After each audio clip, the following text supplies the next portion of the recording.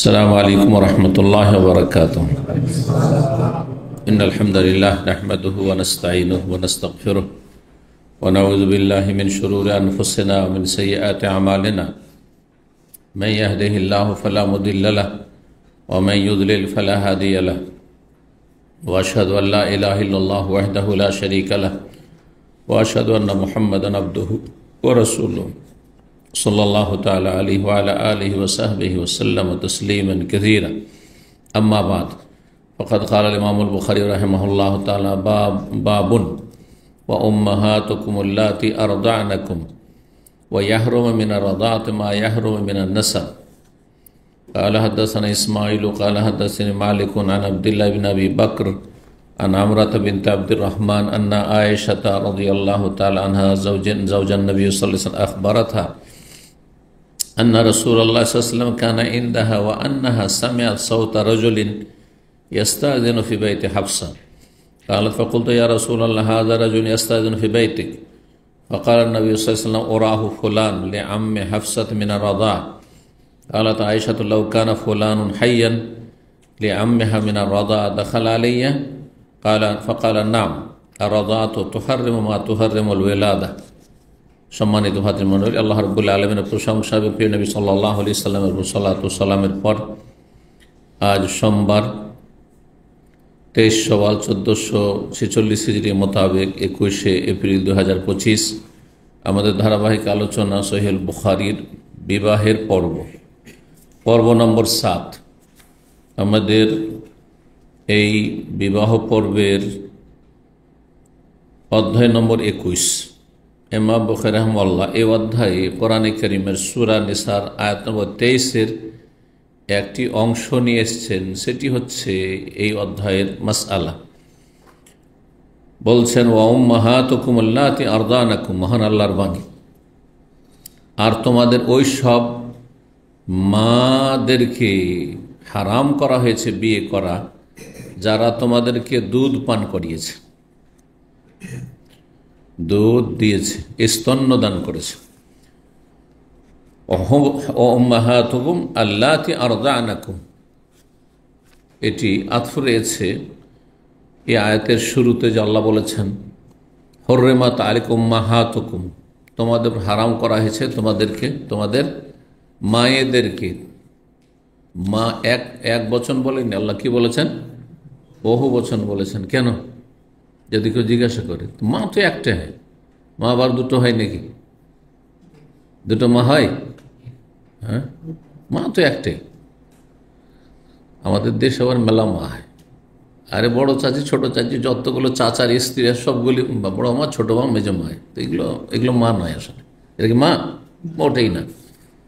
বড় আব্বা মেজো আব্বা সেজো আব্বা এগুলো দেশীয় কথা আছে, অনেক অঞ্চলে আছে না, সব জায়গায় নাই। কিন্তু আমাদের গ্রামে ছিল, আমরা বলতাম না। আমার আব্বা নিষেধ করতে যে না, এটা শেখাননি, আমি যেহেতু বাবার বড় ছিল শেখান না। গ্রামের লোকেরা সবাই বড় আব্বা মেজো আব্বা বলছে, ছেলেরা না চাচা বলো, বড় চাচা মেজো চাচা, এইভাবে। এটাই ঠিক। কেন পরের বাপকে বাপ বলবেন আপনি?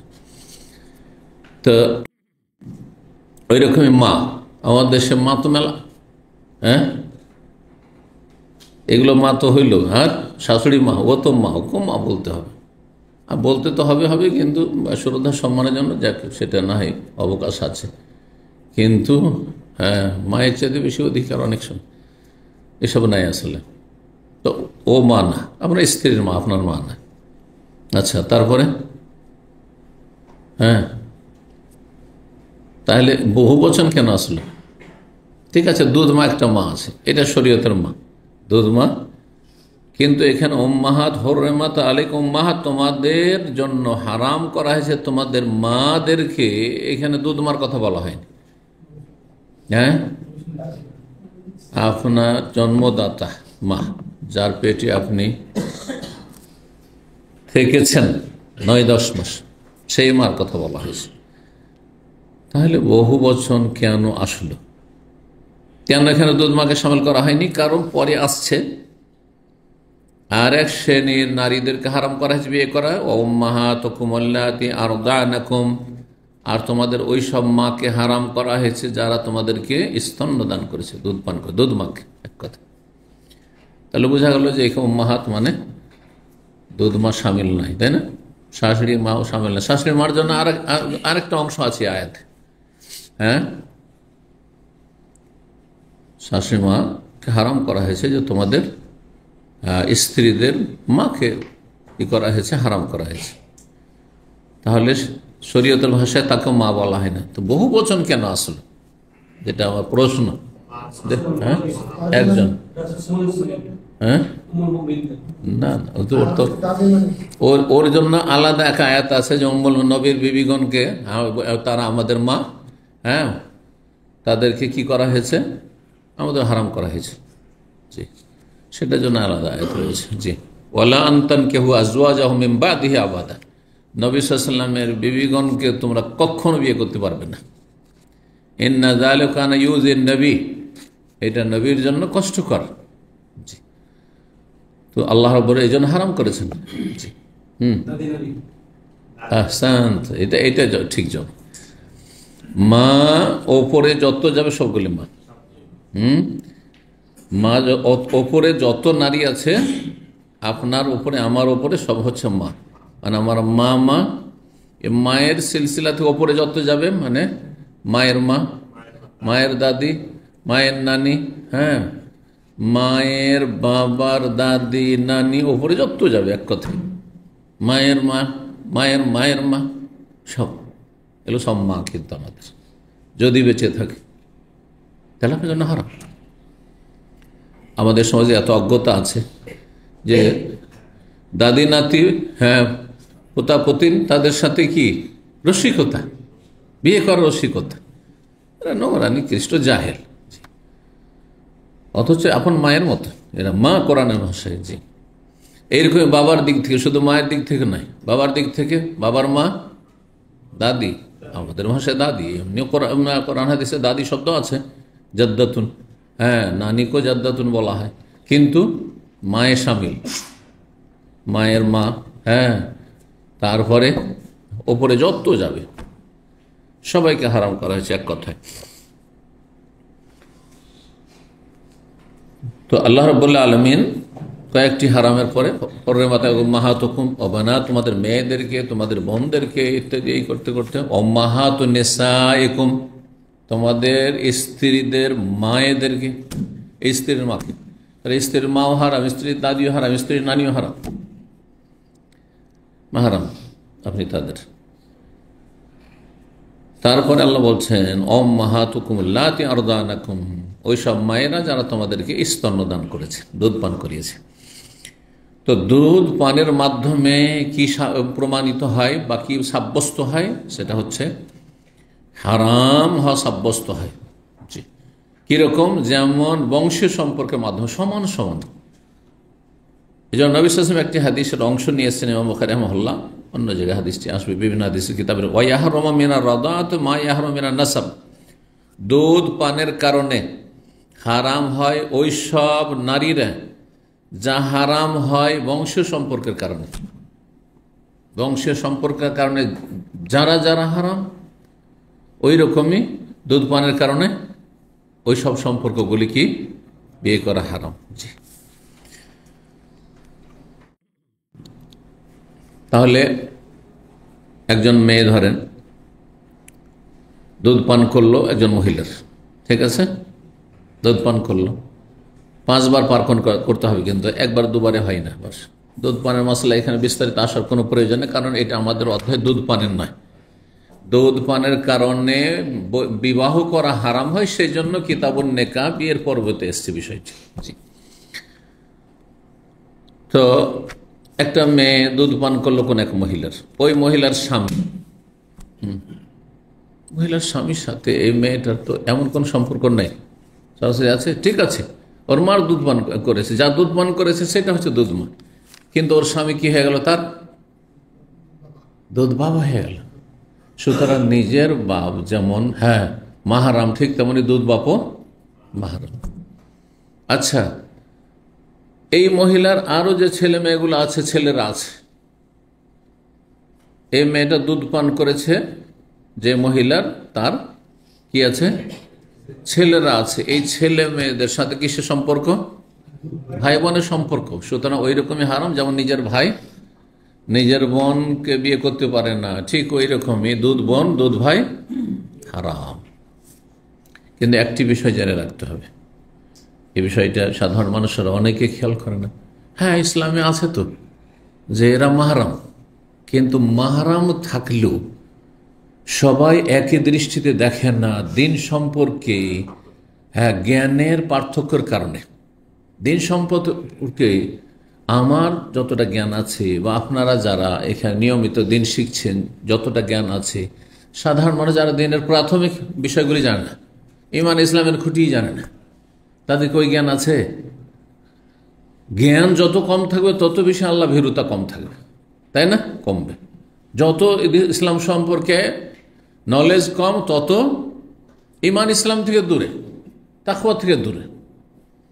তারপরে কিছু সামাজিকতা আছে, নাজায়েজ সামাজিকতা আছে, যেমনটা বললাম যে দাদা নানা নাতি নাতিন একটি সাবালিকা উঠেছে, মা ছোট নাতি নাতিনকে হাসি মজাক করছে, নানি হ্যাঁ আর নাতি মজাক করছে। গ্রামের মহিলা এসে বলছে এটা কে? বলছে এটা আমার নাতি, আমার মেয়ের ঘরের নাতি। তা বলছে ও তুমি বিয়ে করবে ওকে? আউযুবিল্লাহ, এইসব আমাদের সমাজের জাহিল মূর্খদের কথা, কারণ তারা বুঝেন না। কিন্তু আমি বুঝি, আপনারা অনেকে বুঝেন, তাহলে ভিন্ন বিষয়, তাই না? আমাদের সমাজে যেমন নিজের মাকে যে দৃষ্টি দেখে, নিজের মায়ের পেটের বোনকে যেভাবে যে দৃষ্টিতে দেখে, সৎ বোনকে সে দৃষ্টিতে দেখে না অনেক সময়। হ্যাঁ, সৎ বোনকেও দেখলো, যেহেতু ঘরে ওর বাবার ঘরে একই ঘরে হয়তো মানুষ হয়েছে, কিন্তু হ্যাঁ বৈপিত্রীয়, ওর মা গিয়ে আরেক জায়গায় বিয়ে বসেছে, আর ইয়ে হয়তো ওর বাবার কাছে থেকে গেছে, ওইভাবে মনে করে না যে আমার মায়ের পেটের বোনের মতো এই হারাম, বৈপিত্রীয় বোন ভাবে না হয়তো অনেকে। হারাম বললেও তারপর নজর খারাপ হয়ে যায় সেখানে, কিন্তু নিজের মায়ের পেটের বোনের ক্ষেত্রে নজর খারাপই হবে না, ওইদিকে যাবেই না খেয়াল, ঠিক কিনা?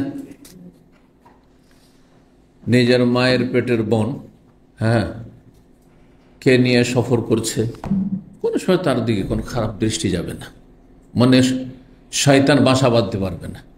রাত্রে যদি হোটেলে থাকতে হয়, ভাই বোন হয়তো একই হোটেলে আছে, শয়তান হয়তো সেখানেও এইসব কথা অশ্বাসা নিয়ে আসতে পারবে না, এটা বুঝতে পারছেন না? কিন্তু দুধ বোনকে নিয়ে যদি থাকে, ফিতনার আশঙ্কা আছে অনেকের ক্ষেত্রে, সবার ক্ষেত্রে নেই। আল্লাহর ভীরুতা তাকওয়া থাকলে সেটা ভিন্ন, তাকওয়া আছে, এলেম আছে। হারাম এটা ওই রকমই হারাম, আমার মায়ের পেটে পড়ে যেমন হারাম, ওই রকম দুধ বোন হারাম। শরীয়তে জায়েজ আছে তার সাথে নির্জনতা, তার সাথে সফর করা, তার সাথে কোনো জায়গায় রাত কাটানো জায়েজ আছে। হ্যাঁ, সফরে গিয়েছি, কোথাও হজে এসেছি, একই হোটেলে থাকতে হয়েছে, আলাদা আলাদা রুম জরুরি না, কিন্তু চাচাতো বোনে আলাদা রুম থাকতে হবে। হ্যাঁ, মামাতো বোন খালাতো বোন শালি আলাদা রুমে থাকতে হবে, বোঝা গেছে কিনা? কিন্তু দুধ বোনকে একই রুমে রাখতে পারবেন, কিন্তু অতটা তাকওয়া থাকলে তখন জায়েজ। কিন্তু দুধ বোনের দিকে সাবালিকা উঠেছে, আর সাবালক দুধ ভাই যদি কুদৃষ্টিতে তাকায়, তাহলে তার সাথে সফর করাও জায়েজ নয়, তার সাথে নির্জনতাও জায়েজ নয়। কারণ হ্যাঁ, ফিতনা থেকে দূরে থাকতে হবে। এটাকে শরীয়তের কায়দায়, ফিকহের কায়দা বলে সাদ্দুজ জারায়, চোরা রাস্তা বন্ধ করা। চোরা রাস্তা, যেই রাস্তা দিয়ে চোর ঢুকতে পারে সেই রাস্তাগুলি বন্ধ করতে হবে। শয়তান চোর ঢুকতে পারে, ব্যভিচারে লিপ্ত করতে পারে, চরিত্রহীনতা হইতে পারে, নোংরামি সমাজে ছড়াতে পারে। এ দুধ বোনের দুধ ভাইয়ের আড়ালে এদিকে নোংরামি চলছে, কারণ আল্লাহর ভয় নেই, পরকাল চিন্তা নেই, বোঝা গেছে না? এমনকি ওলামারা বলেছেন কিছু ব্যতিক্রমে একেবারে নিকৃষ্ট মানুষ আছে যারা মেয়ের দিকেও কুদৃষ্টি দেয়, হ্যাঁ বোনের দিকেও কুদৃষ্টি দেয়, সাবালিকা দেয় না, দেয় না? ওলামারা বলেছেন যদি সাবালিকা মেয়েটের পায় যে আমার বাবা কুদৃষ্টিতে আমাদের তাকাচ্ছে, হ্যাঁ শাশুড়ি যদি বুঝতে পারে যে আমার জামাইয়ের দৃষ্টি খারাপ, হ্যাঁ তাহলে তার সামনে যাওয়া যায় না, তার সামনে যাওয়া যায় না, তার থেকে পর্দা করতে হবে। কারণ পর্দা কিসের জন্য ফরজ করা হয়েছে? জিনা থেকে বাঁচানোর জন্য পর্দা ফরজ করা হয়েছে, তার সাথে সফর করা যায় না। কিন্তু এমনি জামাই শাশুড়ি মাহারাম, মায়ের মতোই মাহারাম, কিন্তু সেই তাকুয়া আল্লাহ ভীরুতা এবং সেই শ্রদ্ধা থাকলে ঠিক আছে, কিন্তু যদি শয়তান সুযোগ পায় তো সেই পুরুষের জন্য জায়েজ নয়, তাকেও বাঁচতে হবে, আর সেই মহিলার জন্য জায়েজ নয়। এবার বুঝতে পারছেন মাসলা? এই বিষয়গুলো সবসময় মনে রাখতে হবে। এই জন্য তো বলা হয়েছে 10 বছর বয়স হইলে ভাই বোন একই বিছানায় শুইবেন না, এমনকি ভাই ভাই শুইবেন না। ফারুক বাইন ফিল মাদাজি, কেন বলা হয়েছে? কারণ সবাই ভালো চরিত্রের নয়, কিছু নিকৃষ্ট চরিত্রের মানুষ আছে। আদম সন্তানের মধ্যে কিছু একবার নিকৃষ্ট কীট আছে, যার ফলে না আগে থেকে সতর্ক সাবধান। এটাই যে এক বিছানায় 10 বছর 11 বছর 12 বছরের ছেলে মেয়ে শুইলেই যে খারাপ কিছু হবে জরুরি নয়, বেশিরভাগই হবে না, কিন্তু ব্যতিক্রম হইতে পারে। এগুলা হচ্ছে অধিক সতর্কতামূলক বিধিবিধান, বিছানা আলাদা আলাদা। তো নবী সাল্লাল্লাহু আলাইহি ওয়াসাল্লাম কি বলেছেন? অধ্যায় ওয়াইয়াহরামু মিনার রাদা, দুধ পানের কারণে ওই সব মেয়েরা হারাম হয়। মা ইয়াহরামু মিনান নাসাব, যেটা বংশীয় সম্পর্কের কারণে হারাম হয়। তো বংশের সম্পর্কের কারণে যারা হারাম, ওই রকমই দেখবেন যে দুধ পানের কারণে ওই সব আত্মীয়রা তখন হারাম। যেমন আপন চাচা, আপন মামা মাহারাম কিনা কোনো মেয়ের জন্য? ঠিক আছে, দুধ মামা, দুধ চাচা মাহারাম। আসছে চাচার কথা, কারণ এটা অনেকে ভাবছেন চাচা। আচ্ছা, মহিলা দুধ পান করে, আচ্ছা ওর স্বামী ঠিক আছে না, ওর সাথে সহবাস করছে, তো ওর চাচার সাথে কিসের সম্পর্ক? বংশের সম্পর্ক তো নাই, তাই না? তাহলে এই মহিলা, যে মহিলা দুধ পান করেছে তার ভাসুর বা দেবর, স্বাভাবিক কেউ চিন্তা করতে এর সাথে কি সম্পর্ক? না, এটা চাচা মামা, এই মহিলার ভাই, যে মহিলা দুধ পান করেছে তার ভাই, দুধ মামা। কিন্তু দেখতে হবে যে সমাজে কি ওইভাবে জ্ঞান রাখে সমাজের লোক, যে মামা মনে করে যে এটা আমার ভাগ্নির মতোই, একবারে সেম আরামের দিক থেকে। যেমন আমার ভাগ্নিকে আমি নিজের মেয়ের মতো করে, মায়ের মতো করে আমি, তার উপর কোনো কুদৃষ্টি ফেলব না, আমার অন্তর ওইসব মানে কুধারণা আর ওইসব কল্পনা অশ্বাসও আসে না। ঠিক ওই রকমই যদি এমনটা ব্যতিক্রম ঘটে, তাহলে আপনিও দূরে থাকবেন না, সেও দূরে থাকবে। জি। তো 5099 নম্বর হাদিস বর্ণনা করছেন প্রখ্যাত তাবেঈয়া, মানে তাবেঈ রমণী এবং বড় আলেমা ফাকিহা ছিলেন ওই জামানার, আমরা বিনতে আব্দুর রহমান। তাহলে সেই যুগেও মহিলারা বড় বড় আলেমা হইত, বড় বড় মুহাদ্দিস হইত, যারা ফতোয়া দিত। আমরা বিনতে আব্দুর রহমান, এবং বিশিষ্ট তিনি ছাত্রী ছিলেন আয়েশা রাদিয়াল্লাহু তাআলা। সরাসরি আয়েশা রাদিয়াল্লাহু তাআলার কাছ থেকে তিনি ইলম শিখেছেন। মহিলার কাছ থেকে ইলম শিখা আরো সহজ, আরো সহজ। তিনি বর্ণনা করছেন যে আন্না আয়েশা তাজাওজান নবী সাল্লাল্লাহু আলাইহি ওয়াসাল্লাম, আয়েশা রাদিয়াল্লাহু তাআলা নবী সাল্লাল্লাহু আলাইহি ওয়াসাল্লামের সহধর্মিণী, আখবারা তিনি জানিয়েছেন তাকে, মানে ছাত্রী আমরা বিনতে আব্দুর রহমানকে, কি একদিন রাসূলুল্লাহ সাল্লাল্লাহু আলাইহি ওয়াসাল্লাম কানা ইনদাহা, মা আয়েশার বাড়িতে ছিলেন। মা আয়েশার বাড়িতে, নবী সাল্লাল্লাহু আলাইহি ওয়াসাল্লামের বাড়িগুলো কেমন ছিল বলেছে, একটা ছোট্ট রুম যেখানে দুইজন হয়তো স্বামী স্ত্রী ঘুমানো যাবে, ছোট্ট। যেমন আমাদের দেশে গ্রামে একেবারে খড়ের ঘর, আর এককালে হয়ে দেখেছেন ছোট্ট ঘর, গরিব মানুষের, কোন রকম করে দুইজন হয়তো থাকা যাবে, একটা খাট ফেলানো যাবে, এই ধরনের। আর তারপরে সামনে আর কিছুই নেই, হয়তো সামনের দিকে একটু যদি পর্দাওয়ালা দিনদার মানুষ হয়, মুসলিম বাড়ি আর ধার্মিক, তাহলে একটু টাটি মাটি দিয়ে একটু আঙিন এখান ঘিরে দিয়েছে, যাতে করে মহিলা উঠানে রুম থেকে বেরোলে বেহা বেবর্দা না হয়েছে। দেখেছেন এরকম দৃশ্যগুলি? তো ওই রকমটাই ছিল। তো আয়েশা রাদিয়াল্লাহু তাআলার কক্ষ এবং আঙ্গিনে এইভাবে ছিল। তারপরে হাফসার ছিল, তো পাশে যেহেতু হাফসার কক্ষ, হাফসার, তো এক বাড়িতে আরেক বাড়িতে আওয়াজ শোনা যায়। যদি খড়ের টাটিমাটি হয় তো এই বাড়ির গল্প কথা আমাদের শোনা যায়, তাই না? পাকা বাড়ি হওয়ার পরে পাশে আর শুনতে পান না, হয়তো পাশের রুমে আমাদের ছেলে মেয়েরা কি করছে আর কি বলছে না বলছে, কিন্তু তাও সব শোনা যায়। তো বলছেন যে তিনি নবী সাল্লাল্লাহু আলাইহি ওয়াসাল্লাম মা আয়েশার বাড়িতে ছিলেন, তার কাছে ওয়ান্না সামিয়াত সাউতা রাজুলিন, হঠাৎ করে মা আয়েশা শুনতে পেলেন একজন বেগানা পুরুষের আওয়াজ, শব্দ। কার বাড়িতে? ইয়াস্তাযিনু ফি বাইতি হাফসা, হাফসা রাদিয়াল্লাহু তাআলা বাড়ি থেকে অনুমতি চাইছেন যে হাফসা আসতে পারবো কি? হ্যাঁ, আসসালামু আলাইকুম আদখুল, যেটা ইসলামী তরিকা, আসসালামু আলাইকুম, আসতে পারি, ঢুকতে পারি বলছে। কিন্তু পুরুষ, অন্য লোক কালাত বলছেন যে ফাকুলতু, মা আয়েশা বলছেন আমি বললাম, ইয়া রাসূলুল্লাহ, হে আল্লাহর রাসূল, হাযা রাজুলুন, এই যে কে লোক, ইস্তাযা ফি বাইতি, আপনার বাড়িতে অনুমতি চাইছে ঢোকার, মানে স্ত্রীর বাড়ি মা আপনার বাড়ি, মা আয়েশার বাড়িটা নবী সাল্লাল্লাহু আলাইহি ওয়াসাল্লামের বাড়ি, আর হাফসার বাড়িও নবী সাল্লাল্লাহু আলাইহি ওয়াসাল্লামের বাড়ি, তো পাশে আপনার কক্ষ আর এক স্ত্রীর বাড়ি, ওই বাড়িতে ঢুকতে চাইছে একটা লোক, অচেনা লোক। মা আয়েশা চেনেন না, কারণ মহিলা মানুষ পুরুষকে কি চিনবে। এক লোক অনুমতি চাইছে বাড়িতে প্রবেশের জন্য। ফাকালান নবী সাল্লাল্লাহু আলাইহি ওয়াসাল্লাম তখন বললেন, ওরাহু ফুলানান, আমার মনে হচ্ছে, ওরাহু মানে খেয়াল হচ্ছে, আমার ধারণা হচ্ছে, মনে হচ্ছে যে অমুক ব্যক্তি আছে, ওর আওয়াজ শুনে, শব্দ শুনে। কে সে? লে আম্মে হাফসাতে মিনার রাদা, সে ছিল হাফসা রাদিয়াল্লাহু তাআলা আনহার দুধ চাচা। এই দেখেন, দুধ চাচা মাহরাম, তাহলে দুধ চাচা, দুধ ভাতিজির বাড়িতে ঢুকতে পারে, ওর সাথে এসে গল্প করতে পারে, দেখা সাক্ষাৎ করতে পারে। কিন্তু চাস্তো চাচা, আমাদের দেশের মানুষ, বাঙালি সমাজে চাস্তো চাচাকে নিজের মনে করছে, কিন্তু দুধ চাচা পরের কি, এটা ঠিক কিনা? তাহলে সমাজ দিয়ে ইসলামের বিচার করলে হবে না। ইসলামের হালাল হারাম সামাজিকতা নির্ভরশীল নয়, সমাজকে ইসলামিক সমাজ যে গড়তে হবে, ইসলামীকরণ করতে হবে, সব কিছু ইসলামীকরণ।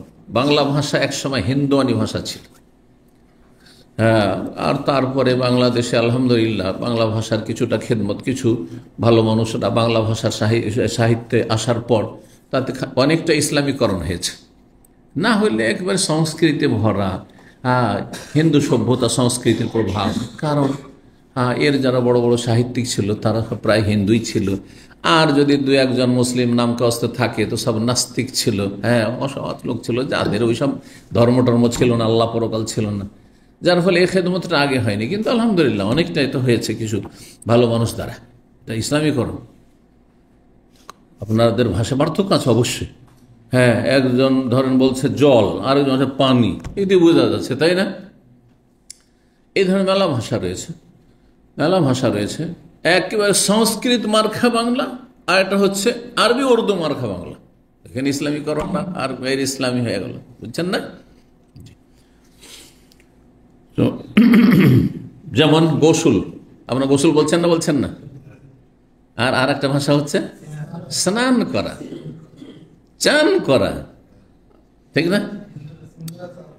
তো যাই হোক, এতে বোঝা যাচ্ছে ওটাও বাংলা। আপনি বলতে পারেন যেটা বাংলা নয়, কিন্তু বাংলার ইসলামীকরণ হইল গোসল। হ্যাঁ, দোয়া, দোয়া করিয়েন, এটা কি ইসলামী বাংলা? একটু আশীর্বাদ দেন, হ্যাঁ, বলছেন না অনেকে, আমি আপনার আশীর্বাদ নিতে এসেছি। এটা হচ্ছে সংস্কৃতি ভাষা থেকে এসছে, হিন্দু সংস্কৃতি, বুঝতে পারছেন? এরকম বহু নজির আছে। তো বলছেন যে সে হচ্ছে কি হাফসার দুধ চাচা। কালাত আয়েশা, মা আয়েশা রাদিয়াল্লাহু তাআলা আনহা তখন বললেন, মা আয়েশা জানতেন না এই মাসলা যে চাচা, দুধ চাচা আর মাহারাম হবে।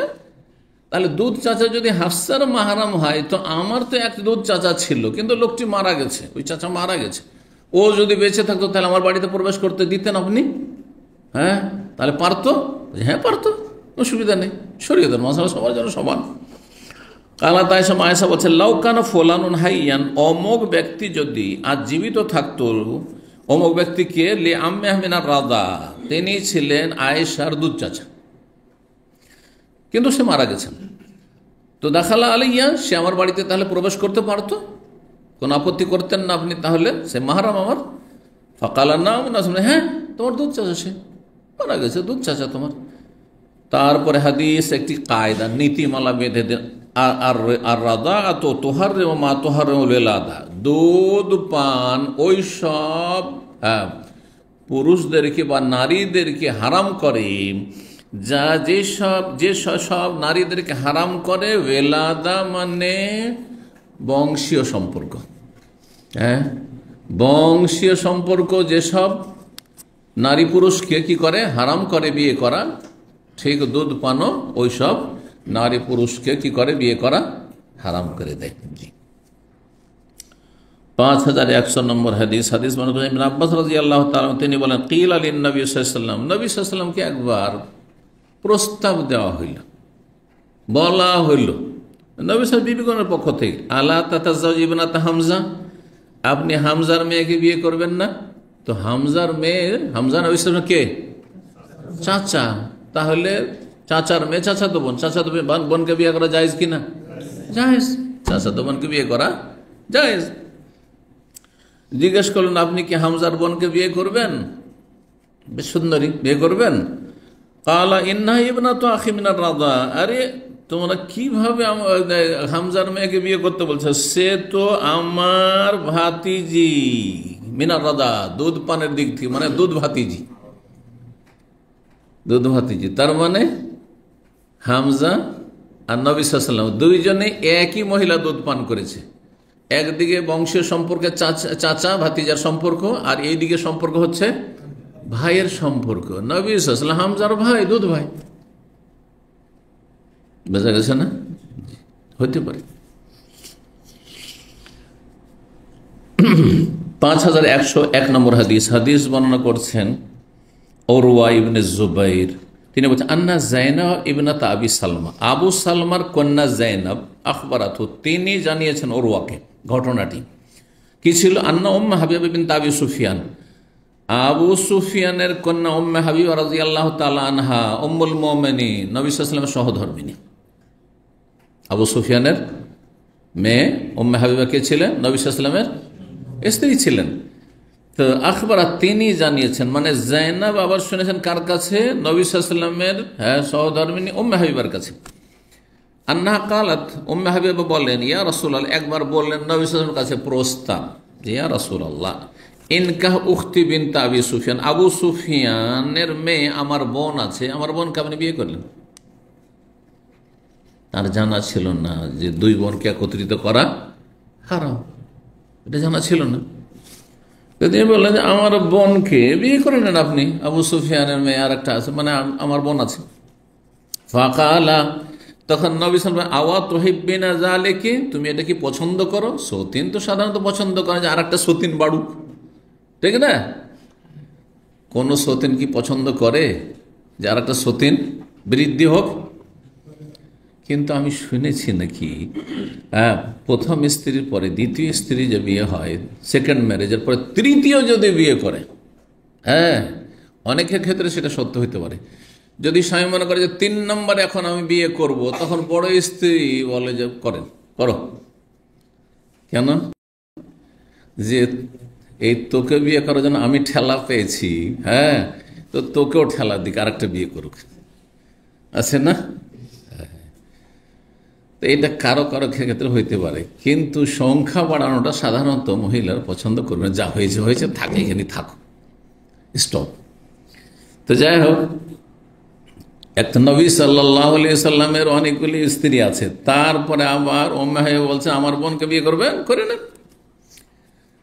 জিজ্ঞাসা করেছেন নবী সাল্লাল্লাহু আলাইহি ওয়াসাল্লাম আওয়া তুহিব্বিনা যালিকা, এটা কি তুমি পছন্দ করছো তোমার বোনকে আমি বিয়ে করি? ফাকুলতু, তখন উম্মে হাবিবা বলছেন, আমি বললাম হ্যাঁ, কেন অসুবিধা কি করে? লাস্ত, কেন? লাস্ত লাকা বিমুখলিয়া, কারণ আমি একাকী নই তো, আপনি তো এমনি তো মেলা বিয়ে করে রেখেছেন, তা আমার তো সতীন আছে, তো আমার বোনকে না করলে কালকে আরেকটা করে ফেলবেন আপনি। তো পরকে বিয়ে করার চাই তো আমার ঘরে বিয়ে করেন আপনি, আমার একটা বোনই থাক, এই কল্যাণে শরীক নবীর স্ত্রী হবে, সৌভাগ্য হবে আমার বোনের। বুঝতে পারছেন যে পরকে না বিয়ে করে ঘরে বিয়ে করেন আপনি, যা আমার বোনের ভাগ্য চমকিবে। জি, তাই বলছেন লাস্ত লাকাবে মুখলিয়া, আমি তো একাকী না, খালি থেকে, আমি তো একা নই, আরো কেউ আছে।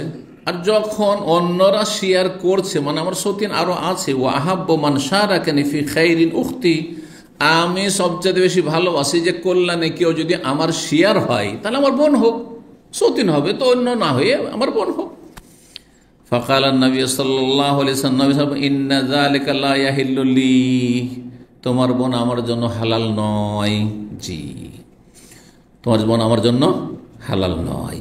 কুলতু ফাইন্না নুহাদ্দাসু, আমার বোন হালাল নয় তো আপনি আবার যে বিয়ে করেছে, ফাইন্না নুহাদ্দাসু, আমাদের সামনে শোনানো হয়েছে বা গল্প শুনছি, নহাদ্দাস মানে গল্প হচ্ছে, সমাজে অনেক গল্প চলতে থাকে না, কথাবার্তা চলছে, শুনতে পাচ্ছি কি আন্নাকা তরিদ আন্তানকাহ বিনত আবি সালমা, যে আপনি আবু সালমার কন্যাকে বিয়ে করতে চাইছেন, আবু সালমার কন্যাকে বিয়ে করতে চাইছেন। তো আবু সালমার কন্যা হচ্ছে উম্মে সালমার কি মেয়ে, উম্মে সালমার স্ত্রী, তার স্ত্রী ওর মেয়েকে বিয়ে করতে চাইছেন, তো আমার বোনকে করলেন তো কি হলো, বোন তো দূরের হইল।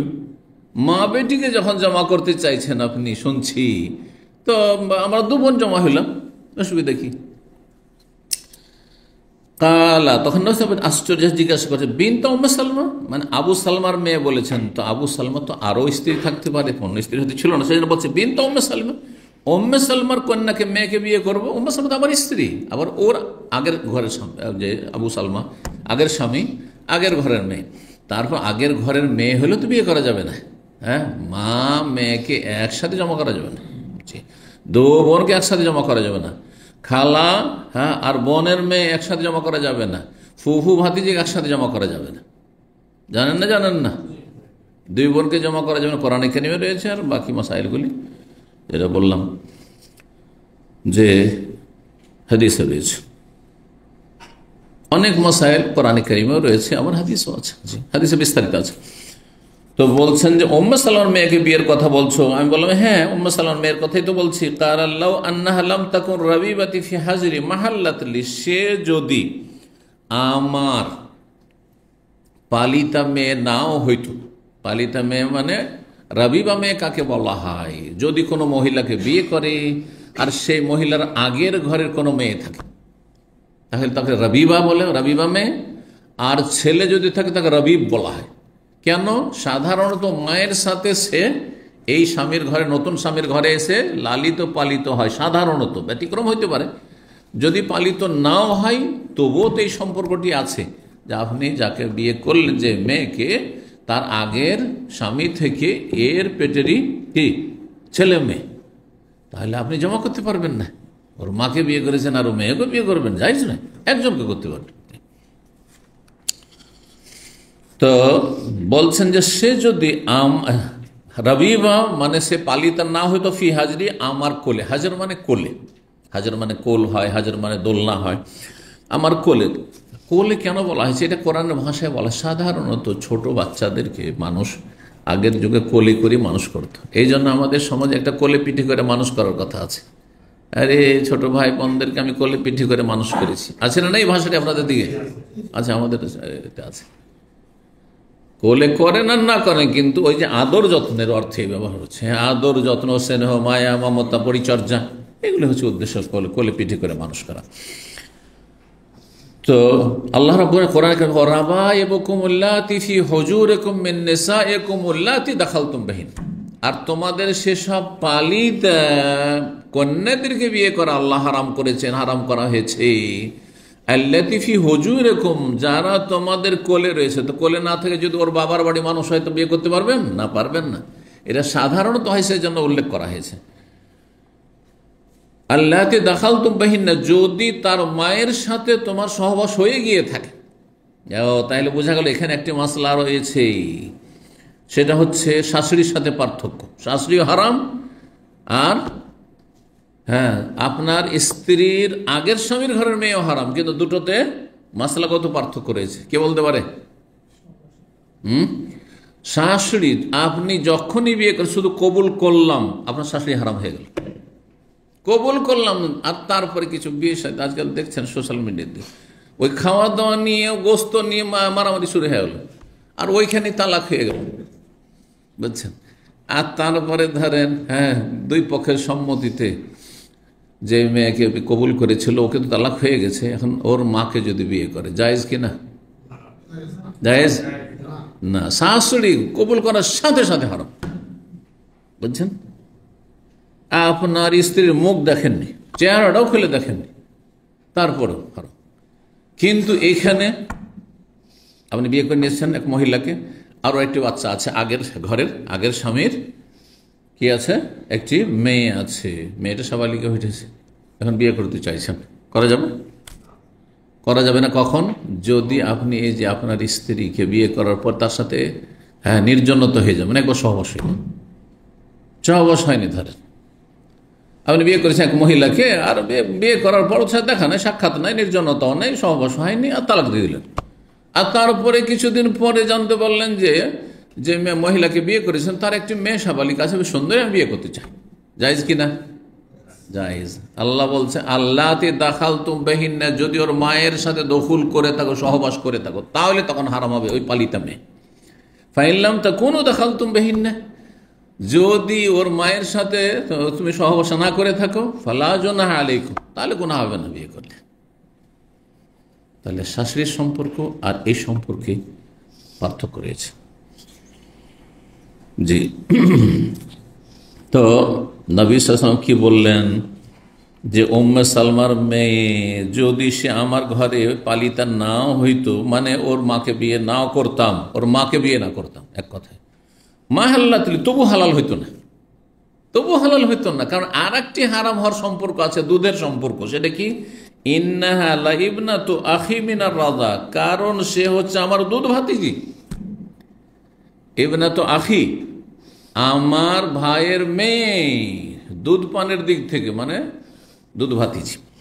কোন দিক থেকে বলছেন এখন বিস্তারিত। আরদাআতনি ওয়া আবা সালমা, আমাকে এবং আবু সালমাকে দুধ পান করিয়েছিল সুয়াইবিয়া নামক একজন দাসী, কিন্তু দাসী আবুল আহাবের দাসী ছিল।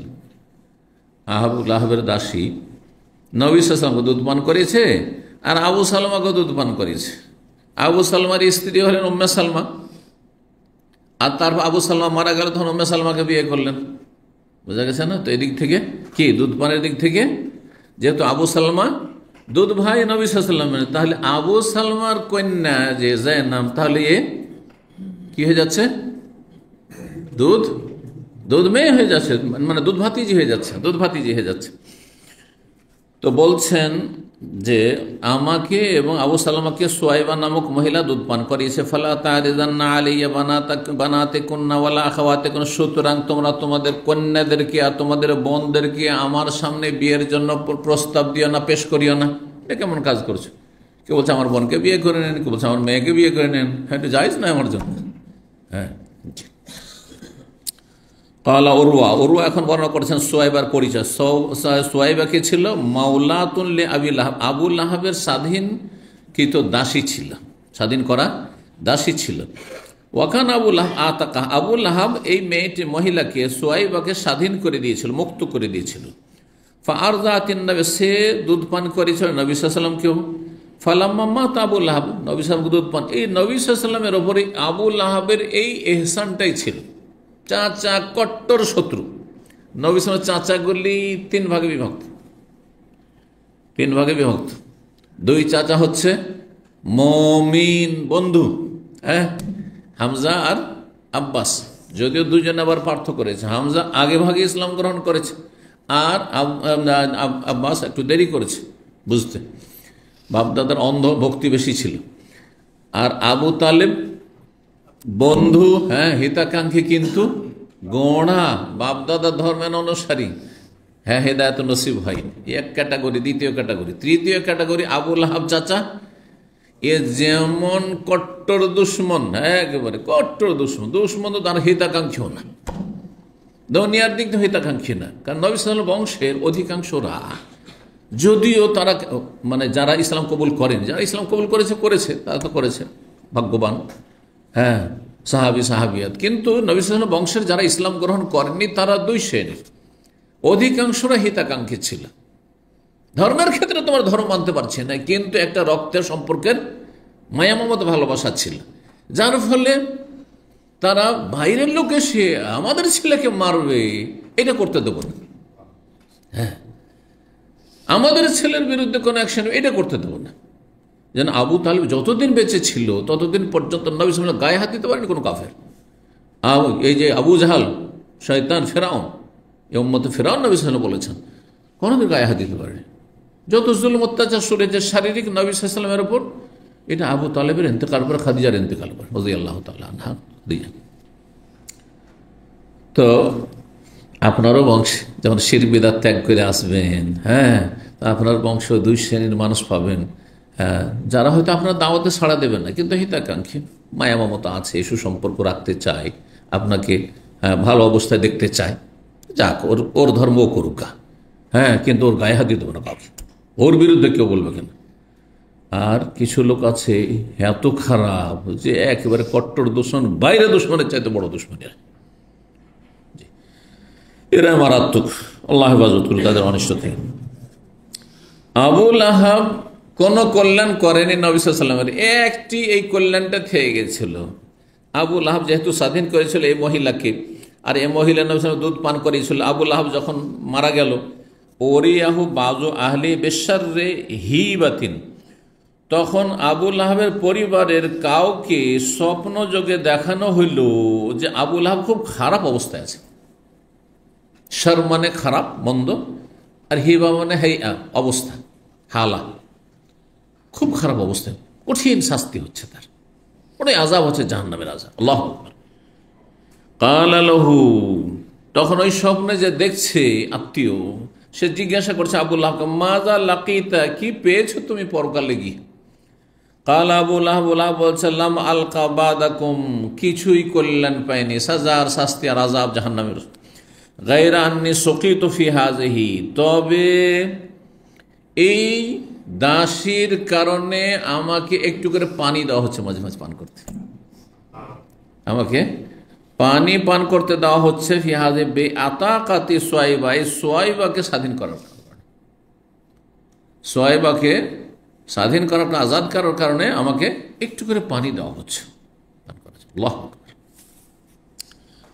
পাপিষ্ঠদেরকে কখনো কখনো ভালো মানুষরা খারাপ অবস্থায় দেখে, যদি নেক মানুষ দেখে তো তার বাস্তবতা আছে, এরকম দেখা যায়। একজন মানুষ আমাদের দেশে আজকাল মাদ্রাসা মসজিদে টাকা পয়সা বাইতুল মালের খেয়ানত ব্যাপক আকার ধারণ করেছে। নিজের বাবার সম্পদ মনে করছে দায়িত্বশীলরা, নিজের ব্যবসা মনে করছে ব্যক্তি মালিকানা মাদ্রাসাগুলি। হ্যাঁ, মানুষের দান সাদকা জাকাত ফিতরা নিয়ে মাদ্রাসা তৈরি করলো, আর তার প্রপার্টি তার বাবার হয়ে গেল, তার নিজের হয়ে গেল। সব ইনকাম এক ছেলে 5,000 7,000, মেয়ের মহিলা মাদ্রাসায় ইনকাম করেছে, নিজের পকেটে ভরছে। এগুলো কঠিন অবস্থা হয়ে যাবে। 22 গ্রামের সর্দার, বড়ই প্রভাবশালী। আমরা তখন ছোট, 10-12 বছর বয়স। সেই সময় আমার ওস্তাদ, যিনি শেখুল হাদিস ছিলেন, হাদিস তিরমিজি, তার কাছে পড়েছিলাম। তার কাছে ওই প্রভাবশালী ব্যক্তি, যিনি তার যৌবনকাল থেকে মাদ্রাসা চালিয়ে আসছেন, কিন্তু তার একটি কথা ছিল, মাফ করব, যে আমি মাদ্রাসা চালিয়ে নেব, হিসাব কিসের, কে হিসাব নেবে আমার কাছে? প্রভাবশালী মানুষ, কে হিসাব চাই তার কাছে? সাহসী কি? এইরকম ছিল। তো যাই হোক, হিসাব নিকাশ অডিট কিচ্ছু নাই। ব্যক্তি মালিকানাগুলো তো আরো নিজের প্রপার্টি, ওই সব চাওয়ার অধিকারী না, ও আমার, তুমি কে, তাই না? এই অবস্থা, আল্লাহ হেফাজত করুক। গেলাম মাশাআল্লাহ, এখানে পাশ করা খুব মুশকিল হয়েছে পয়সার ফিতনায়। তো তারপর বৌমা স্বপ্ন দেখছে যে আমার শ্বশুর একেবারে বিবস্ত্র, মাথাতে পাপড়, কোন একটা কাপড়ের টুকরো নেই শরীর। এসে আমাদের ওস্তাদকে জিজ্ঞেস করলেন, তিনি বললেন যে বেশি বেশি দান সাদকা করো, নেক আমল করো। আর তারপরে নেগেটিভ কিছু বললেন না, তবে আমাদেরকে বলেছিলেন ওস্তাদ পার্সোনালি যে আমল থেকে বিবস্ত্র হয়ে রয়েছে, আমলের অভাব রয়েছে, নেকির অভাব রয়েছে, নেকি থেকে বিবস্ত্র। সতর্ক সাবধান। আল্লাহ হেফাজত করুন, ভালো কাজের আল্লাহ তৌফিক দান করুন, হারাম থেকে বেঁচে থাকা তৌফিক দান করুন। 22 নম্বর অধ্যায়, বাবু মান কালা। এই অধ্যায় হচ্ছে এমন ব্যক্তি সম্পর্কে বা এমন ওলামায়ে কেন ফোকাহাদের সম্পর্কে, আইম্মাদের সম্পর্কে যারা বলে লা রেজা বাদাল হাউলাইন, লা রাদা বাদাল হাউলাইন, 2 বছর পরে দুধ পান করালে দুধের সম্পর্ক সাব্যস্ত হবে না। বাচ্চার বয়স, শিশুর বয়স 2 বছর হয়ে গেছে, ছেলে হোক আর মেয়ে হোক, তারপরে যে দুধ পান করে, তাহলে হ্যাঁ, এই দুধের যে সম্পর্ক রয়েছে, হারাম হওয়ার সম্পর্ক, এই সম্পর্ক সাব্যস্ত হবে না। দুধ মা, দুধ সন্তান বলে সাব্যস্ত হবে না। 3 বছর 4 বছরের ছেলে মেয়েকে কেউ যে দুধ পান করায়, বলছে এটা আমার দুধ সন্তান, এটা আমার দুধ মা, না, দুধ মা না। তাহলে কেন এটা? এই জন্যই যে সাধারণত 2 বছর পর্যন্ত শিশুর প্রধান খাদ্য দুধ থাকে, আর 2 বছর পরে প্রধান খাদ্য তখন সামান্য কিছু দুধ মায়ের খেলেও প্রধান খাদ্য তখন আর দুধ থাকে না, তখন অন্য কিছু হয়ে যায়। বুঝা গেছে? জি। কোরআনে কারীমে আল্লাহ রাব্বুল আলামিন দুধ পানের সময়সীমা নির্ধারণ করেছেন। কত? 2 বছর। একটি আয়াত রয়েছে অফিসালুহু ফি আমাইন। কি রয়েছে? ফিসালুহু ফি আমাইন, দুধ ছাড়াবে, দুধ পান করিয়ে 2 বছরে। আর একটি আয়াত রয়েছে ওয়াল ওয়ালিদাতু ইউরদিনা আওলাদাহুন্না হাওলাইনি কামিলাইন, মায়েরা সন্তানদেরকে দুধ পান করাবে পূর্ণ 2 বছর। এটা সন্তানদের, শিশুদের অধিকার। এটি অধিকারের কথা বলা হয়েছে। নাজায়েজ, তারপরে নাজায়েজের কথা বলা হয়নি। এখানে না বুঝে কিছু বাঙালি মুফতি এমন উদ্ভট ফতোয়া দেয় 2 বছর পরে মায়ের দুধ পান যদি করে শিশু হারাম। কোথায় পেলে তুমি? দুনিয়ার খবরই রাখেন। আর একজন মুফতি হওয়ার জন্য, ফতোয়া দেওয়ার জন্য যথেষ্ট জ্ঞান লাগে ফিকহের। খালি আয়াত পড়ে আর হাদিস পড়ে ফতোয়া দেওয়া যায় না। আয়াত হাদিস, তারপরে সাহাবায়ে কেরামগণ আয়াত হাদিসগুলোকে কিভাবে বুঝেছেন, তারপরে আইম্মায়ে কেরাম তাবেঈনগণ কিভাবে বুঝেছেন, আবু হানিফা, শাফি, মালিক, আহমদ, ইমাম বুখারী, ইবনে তাইমিয়া তারা কিভাবে বুঝেছেন, শেখ ইবনে বাজ, ইবনে হোসেন আলবানী কিভাবে বুঝেছেন। এদের তো হদিসই নেই, শুধু মাহফিল করা আর মাহফিল করা, মাহফিল করা, মাহফিল পড়ার সময় কোথায়? কোন এলেম থাকবে এদের কাছে? একটা হাদিস পেয়ে গেল, দিল ফতোয়া ঝেড়ে, কোথা দিয়ে কোথাকার ফতোয়া পৌঁছে গেল। বুঝছেন না? আমাদের দেশীয় প্রেক্ষাপটে ফতোয়ার অবস্থা এরকম। বেদাতীদের কথা বলছি না, যারা সহি দাবিদার তাদের ফতোয়ার, অনেকের ফতোয়ার অবস্থা এরকম। এটাই হচ্ছে মূল কারণ। কারণ ফতোয়া দেওয়ার কথা 4টি কথা নয়, যথেষ্ট পড়তে হবে।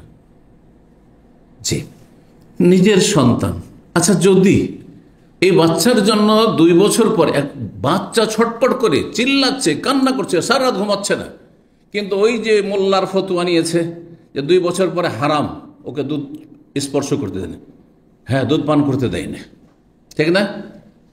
আচ্ছা বলুন তো, আর একটা মশলা জিজ্ঞেস করছি, কোন স্বামী যদি স্ত্রীর স্তনে মুখ দেওয়ার পরে দুধ চলে আসার পান করে নেই, তাহলে হারাম হয়ে গেল নাকি? তাহলে হারাম হয়ে গেল? আশ্চর্য কথা। ঠিক আছে, আপনার সেটি হার নয়, এটা আপনার শিশুর আহার। তাহলে এখানে যেখানে হারাম ফতোয়া দেওয়ার কোনো অধিকার নেই, তাহলে ওখানে কি করে নিজের বাচ্চা দুধ পান করছে, সে 2.5 বছর হোক, 3 বছর হয়ে যাক, কোনো অসুবিধা নেই।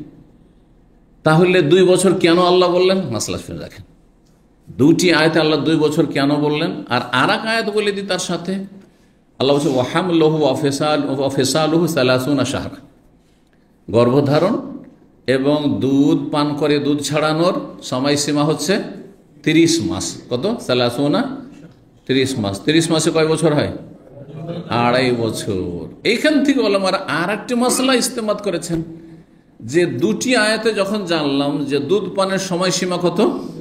2 বছর, আর এখানে 30 মাস বছর হলো 2টো কাজে, কি?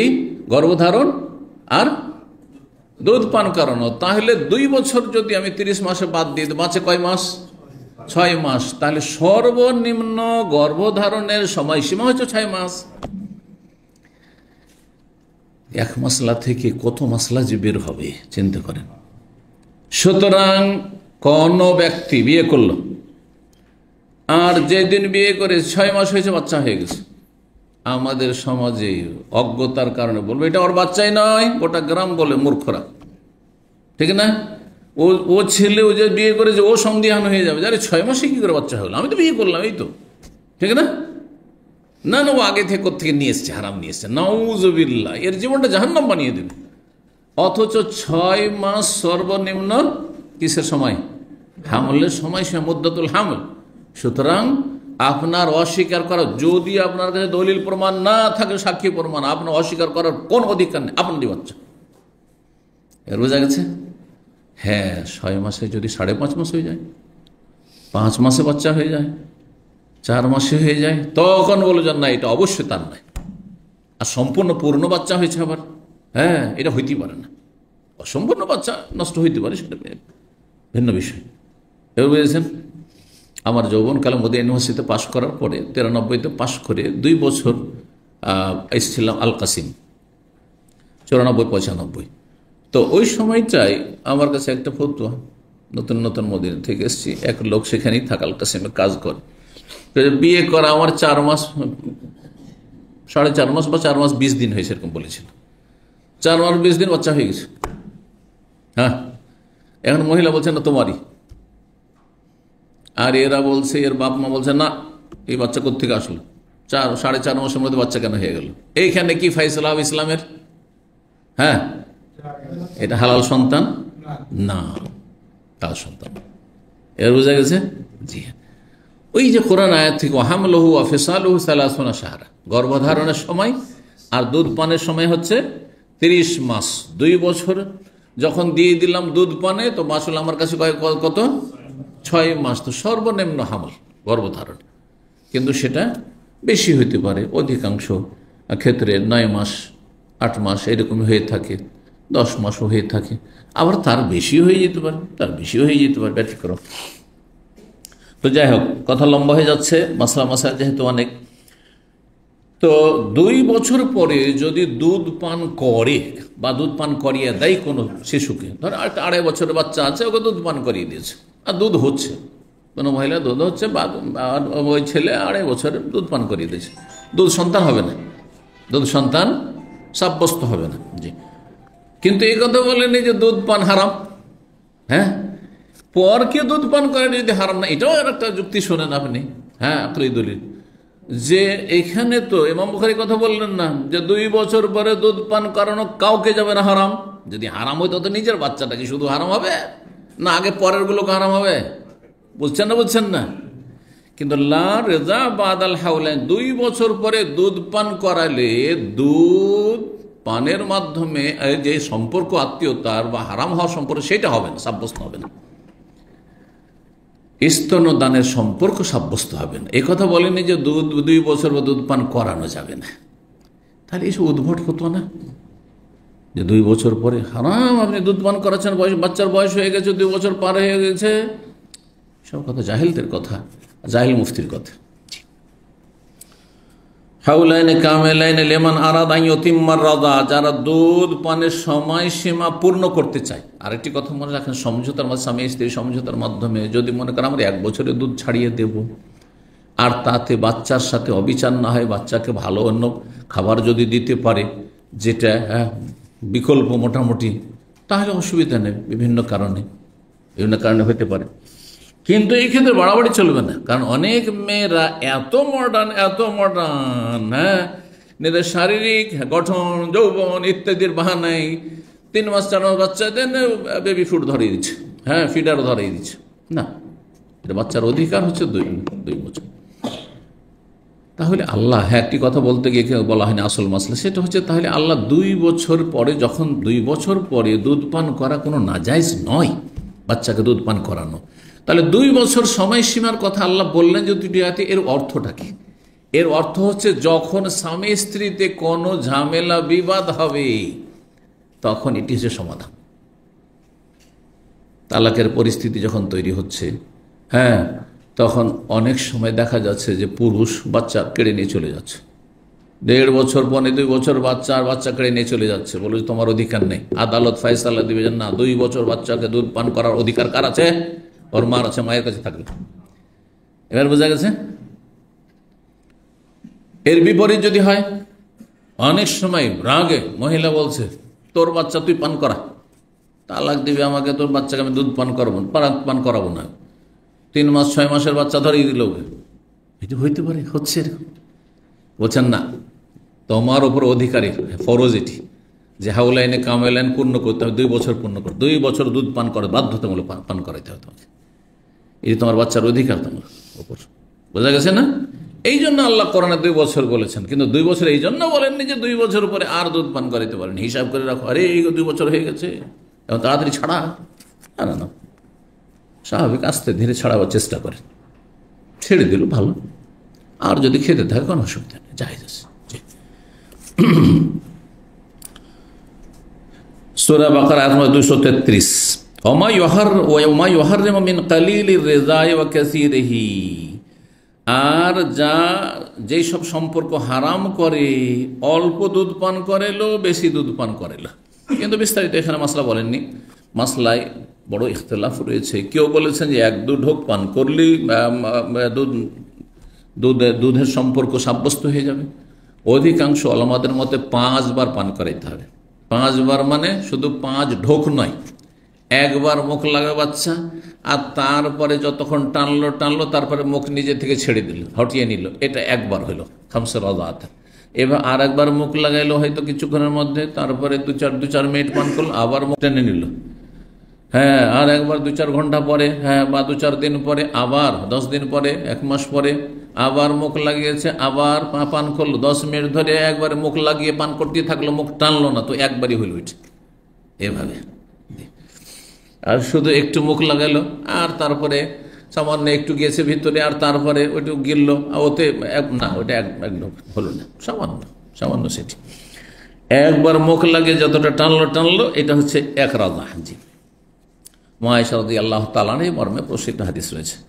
যাই হোক, 5102 নম্বর হাদিস, মা আয়েশা রাদিয়াল্লাহু তাআলা আনহা বর্ণনা করেছেন, তিনি আন্না দাখাল আলাইহি ওয়া ইনদাহা রাজুলুন, নবী সাল্লাল্লাহু আলাইহি ওয়াসাল্লাম একদিন মা আয়েশার বাড়িতে প্রবেশ করলেন, সেই সময় তার বাড়িতে একজন লোক বসে আছে।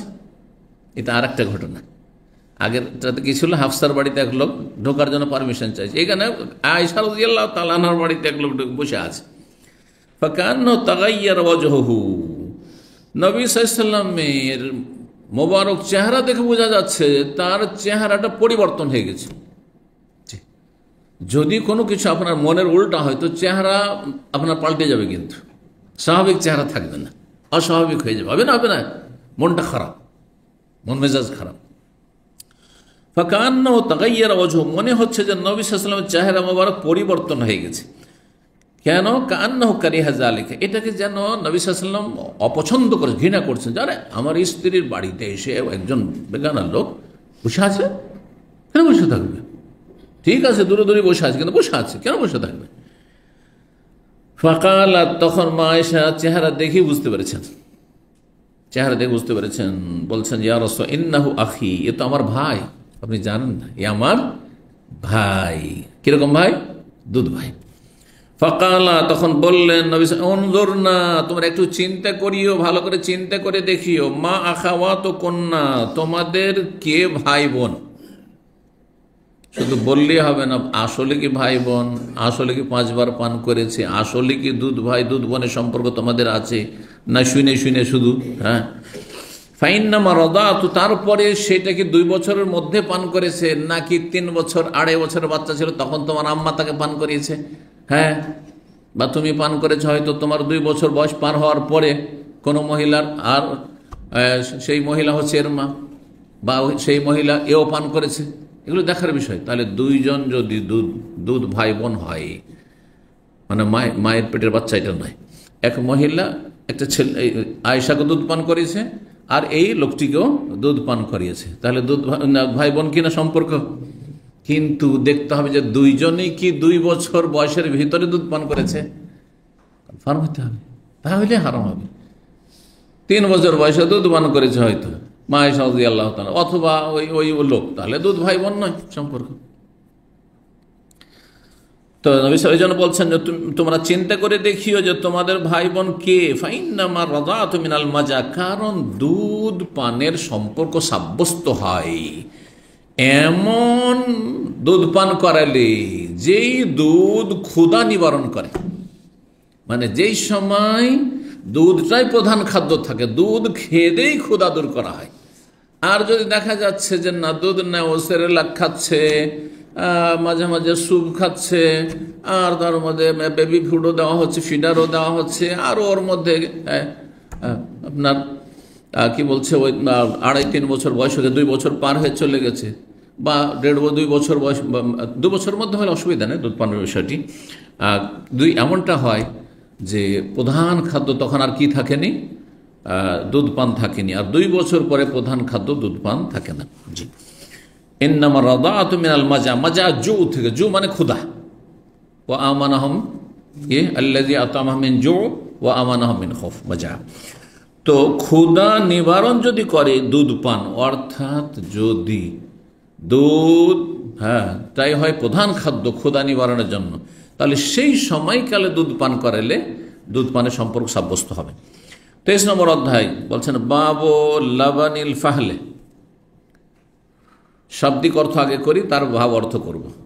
বাব মানে অধ্যায়, লাবান মানে দুধ, লাবান মানে দুধ। আজকাল এখানে লাবান যেটা দুধ থেকে ঘোল বানানো হয়েছে লাবান, আর হালিব বলছেন দুধ, কিন্তু লাবান মানে দুধ আর হালিব মানে দুধ, বুঝছেন না? দুধের আরবি দুটোই। তো লাবান মানে দুধ, প্রাচীন যুগ থেকে লাবান মানে দুধ। আর ফাহাল মানে হচ্ছে নর। নর বুঝেন? নর আর মাদি, নর মাদি বুঝেন তো, পুরুষ। ফাহাল মানে এই জন্য বকরা বকরির ক্ষেত্রে পাঁঠাকে ফাহাল বলা হয়। পাঁঠাকে কি বলা হয়? ফাহাল বলা হয়। জি, রাসূলুল্লাহ সাল্লাল্লাহু আলাইহি ওয়াসাল্লাম পাঁঠার উপার্জনকে নিকৃষ্ট বলেছেন, হারাম করেছেন। হাদিস শুনেছেন, পড়েছেন কোনোদিন? কেউ যদি পাঁঠা পুষে, আমাদের সে হিন্দুরাই পুষে, সাধারণত মুসলিমরা পুষে না, কারণ এ রুজি হারাম। জি, পাঁঠা পুষলো আর এলাকার বকরি বা পাঁঠা অথবা ষাঁড় পুষছে, এক কথায় যেটি হোক না কেন, নর এক কথায়, আর সেটা দিয়ে ইনকাম করছে। তো হিন্দুদের বাড়িতে আমাদের এলাকার মুসলমানরা সব বা হিন্দুরাও, সে হিন্দুরাই এটা করতো, কারণ ওদের কাছে হালাল হওয়ার ব্যাপার নেই। তো পাঁঠা পুষছে আর তারপরে তখন ওই বকরি নিয়ে যাচ্ছে তার কাছে পাল দেখাতে। আমার পাল দেখানো বলি, জানি না আপনার কোন ভাষা বলেন। তো তারপরে তখনকার যুগে 1 টাকা ছিল, ছোটকালে জানতাম 1 টাকা 1.5 টাকা, না হলে কেউ একটু চাল নিয়ে যাচ্ছে, কেউ ধান নিয়ে দিয়ে দিল, কিছু দিল, খাবার দাবার ইত্যাদি। তো অথবা সেই পাঁঠার খাবার দিয়ে দিল, বুট টুট দিয়ে দিল। তো এই ইনকাম জায়েজ নাই, জায়েজ নাই, হারাম। নাহা রাসূল আন আসবিল ফাহলে, এখানে ফাহল শব্দটি এসেছে, নর। তো এখানে অধ্যায়ের অর্থ কি তাহলে? শাব্দিক অর্থ কি হলো? নরের দুধের অধ্যায়। এই অধ্যায় হচ্ছে কিসের? নরের দুধের। তো নরের দুধ হয় না নারীর দুধ হয়? নারীর দুধ হয়। কি অর্থ এর? তাহলে এখন তাফসীরটা শোনেন, ব্যাখ্যা শোনেন। এর ব্যাখ্যা হচ্ছে শিশুকে দুধ পানকারিনীর স্বামী শিশুর দুধ পিতা বলে গণ্য হবে। বুঝতে পেরেছেন? তো ফাহাল এখানে বলা হয়েছে কাকে?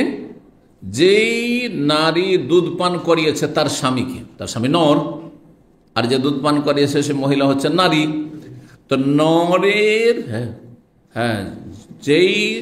যেই নর হচ্ছে শিশুকে দুধ পানকারিনীর স্বামী, সে কি দুধ বাবা হিসাবে গণ্য হবে? বলেন, হবে না? হবে না? দুধ বাপ, দুধ বাপ। জি, এখানে দুধ চাচা সাব্যস্ত হচ্ছে, দুধ মামা সাব্যস্ত হচ্ছে, ঠিক না? তো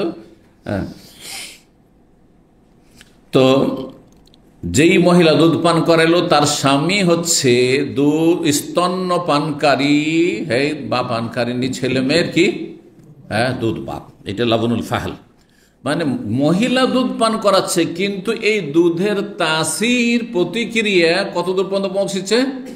তার স্বামী পর্যন্ত পৌঁছেছে। স্বামী মাহারাম হয়ে যাচ্ছে।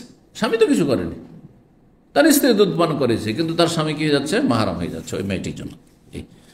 5103 নম্বর হাদিস, হাদিস মায়েশা রাদিয়াল্লাহু তাআলা আনহা বর্ণনা করেছেন, আন্না আফলাহ আখা আবিল কুয়াইস, আবুল কুয়াইসের ভাই আফলাহ একদিন আসলো ইস্তাজন আলাইহা, মায়েশার বাড়ির দরজায় এসে অনুমতি চাইছে। সে আবার কে ছিল? ওহু আম্মাহা মিনার রাযা, সে ছিল মায়েশা রাদিয়াল্লাহু তাআলা দুধ চাচা। বাদান নাজাল হেজাব, পর্দার বিধান নাজেল হওয়ার পরে, পর্দার বিধান নাজেল মানে পর্দা ফরজ, পর্দার বিধান নাজেল হয়ে গেছে। আবার একজন পুরুষ এসে বসে আছে বাড়ি, বা আসতে চাইছে, ঢুকতে চাইছে। ফাআবাইতু আন আযান আল্লাহ, কিন্তু মায়েশার জানা ছিল না যে দুধ চাচাও মাহরাম হয়। সুতরাং বলছেন আমি অস্বীকার করলাম অনুমতি দিতে। বলছেন না না না, বাড়িতে প্রবেশ করতে পারবে না। ক্লিয়ার কথা। এইরকম শরীয়তে, এর নাম শরীয়ত। এই নয় যে চক্ষু লজ্জা, গ্রামের মানুষ ঢুকে গেল কি করে বলবো, ঢুকে গেল বাইরে বসেন, চলেন ভদ্রভাবে চলেন বাইরে বসি। খুব যদি নরম ভাষায় বলেন চলেন বাইরে বসি। অনেক আমাদের দেশের জাহেল মূর্খ আছে, আর কিছু বলা বলি নেই, হুট করে বাড়িতে ঢুকে যাবে দরজা খোলা থাকলে। আর এক সময় তো দরজাও ছিল না, আর যদি একটু ভদ্র হয়, আছো ভাই, আর ঢুকে পড়লো। আস্তাগফিরুল্লাহ।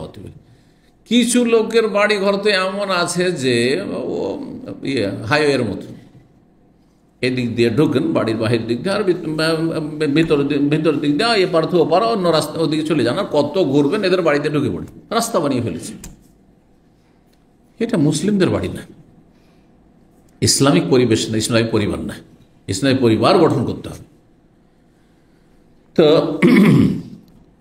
পর্দার বিধান নাজেল হওয়ার পরে অনুমতি চাইছে, আমি অস্বীকার করলাম। ফালাম্মা যা রাসূলুল্লাহ, রাসূল যখন আসলেন তখন আখবার তো বিল্লাজি সানাত, আমি যা করেছি তা বললাম, যে আমি অনুমতি দিইনি, আমি অনুমতি দেইনি, কেন পর্দার বিধান না।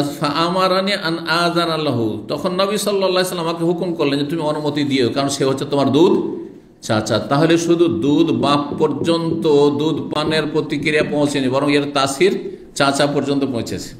জি, তো এই ছিল আলোচনা। আর আজকাল রাত যেহেতু ছোট হতে যাচ্ছে, সুতরাং এখানে আজকের আলোচনা শেষ করি। ওয়া জাযাকুমুল্লাহু খাইরান ওয়া সাল্লাল্লাহু আলা মুহাম্মদ ওয়া আলা আলিহি ওয়া সাহবিহি আজমাইন।